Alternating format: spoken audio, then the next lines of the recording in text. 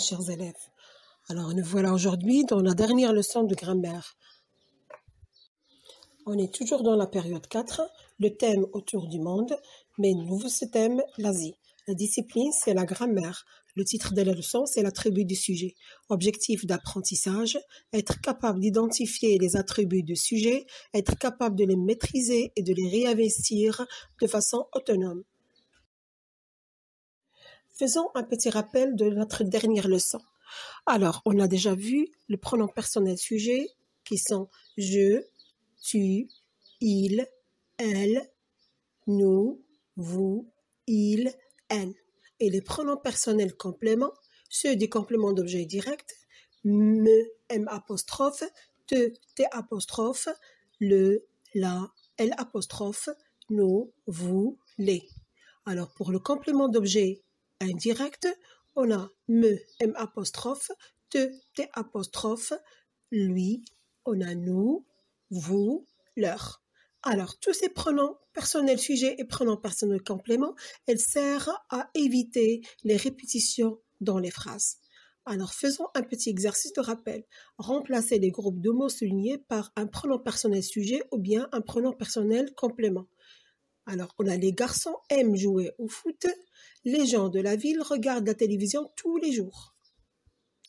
Faites cet exercice sur votre cahier de devoirs. Alors, découvrons la notion d'aujourd'hui. Alors, on va observer ces phrases. La Chine est un pays magnifique. Cette fille semble gentille. Alors, pour la première phrase, le groupe de mots « un pays magnifique », il vient ici pour donner des informations sur la Chine. Comment est la Chine? La Chine est un pays magnifique. Donc là, ce mot, il complète le sens de la Chine. Alors, ce groupe de mots est séparé du sujet par quoi? La Chine, parce que la Chine, c'est un sujet. Alors, il est séparé par un verbe qui est le verbe être. Donc là, on passe pour la deuxième phrase. Alors, cette fille semble gentille. On a ici le mot gentil vient pour qualifier le nom fille, pour qualifier le sujet fille. Donc, il est séparé aussi du sujet par le verbe sembler. Alors, ces mots, au groupe de mots qui vient pour donner des informations sur le sujet, on les appelle des attributs de sujet. Donc, on a un pays magnifique est un attribut de sujet, la Chine. On a aussi gentil est un attribut de sujet de cette fille. Alors, regardons maintenant leur nature. Alors, on a ici un pays magnifique, c'est un groupe nominal. Gentil, c'est un adjectif. D'accord? Donc, l'attribut de sujet peut être un groupe nominal, un adjectif, ou bien aussi un verbe à l'infinitif. Il semble manger. Donc, ici, manger, c'est un verbe à l'infinitif.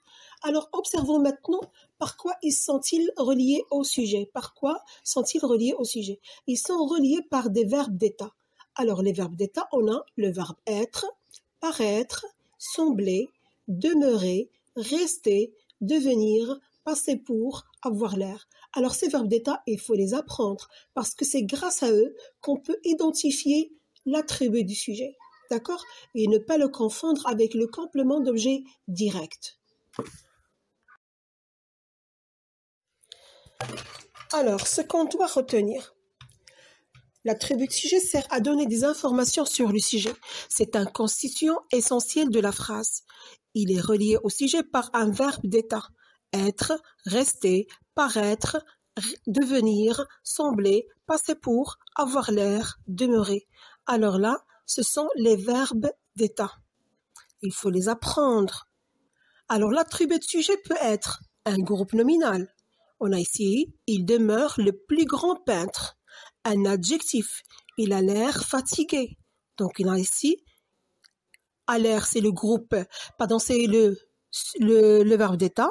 Fatigué, c'est l'adjectif qui qualifie il, le sujet il. On a un verbe à l'infinitif. Il semble grossir. Grossir, c'est le verbe. C'est c'est l'attribut de sujet.